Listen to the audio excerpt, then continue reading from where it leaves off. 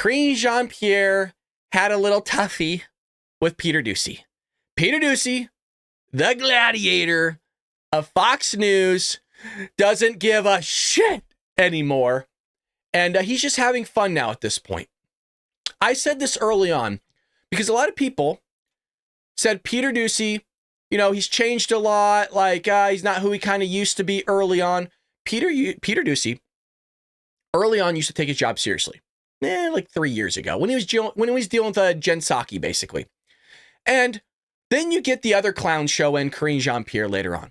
And it's pretty astonishing watching and covering the White House press briefings because you get to see the change in all these reporters, like how they've morphed and adapted to their environment.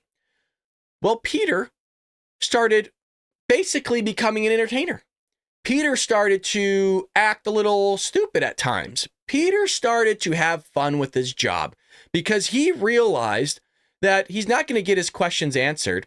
He has to wake up at the butt crack of dawn with a kid, newborn, and go and talk to this lady every day. So he might as well make it an event out of it. He might as well treat it like the clown show it is. And that's what he's been doing for quite some time. I'm not saying he hasn't slipped in a little bit of a serious question here or there, but the guy's having a good time. So he questions Karine Jean-Pierre on, this whole idea of, hey, why was it so awkward between Joe Biden and Kamala Harris yesterday? And she's like, I don't understand. I'm not understanding the question. Here we go. White House briefing room. Let's listen in. Transition of power. President Biden says that he's not going to pardon his son, Hunter. Is he going to ask Donald Trump to do that? I don't have anything else to share about that. I'm not going to go down a rabbit hole on this. I've been very clear. The president's been very clear when we've been asked this question. And we know that at some point during the last Trump transition, then President Obama warned Trump that the biggest threat to the U.S. at the time was North Korea. Is President Biden going to run through what he sees the biggest threats to the country are with Donald Trump? I am not going to get into a specific agenda of what they're going to discuss. And this is very much to the question that I got from MJ. What does the president what's the message he wants to send tomorrow? And it is to the American people. The importance of keeping the norms, the importance of having a transition that is going to be efficient. This is what the American people deserve. And that's the message. And I think when you all come into the Oval Office tomorrow, you do the pool spray, you capture that moment. That is an important message to send to the American people.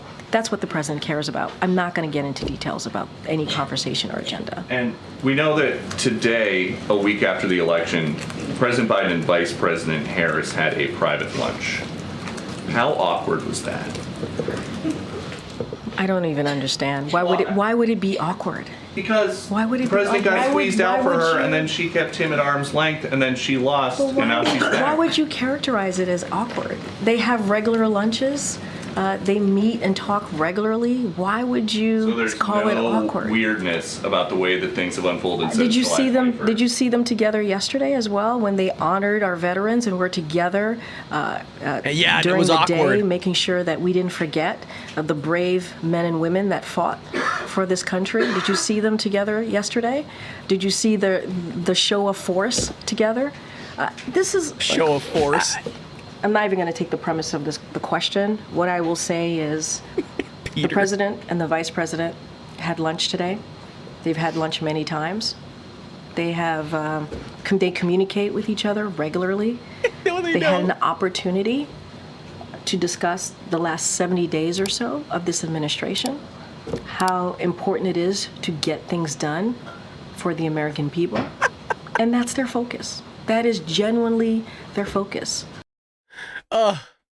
Karine, stop it. Dude, it is so hard. I can't tell you how hard it is not to laugh into the mic. Hey, they had lunch together. Like, how awkward was that?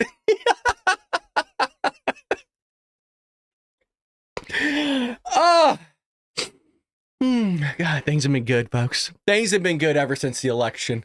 Just happy. Just happier, Peter's the best. He's the gladiator for a reason, folks. He's a gladiator for a reason.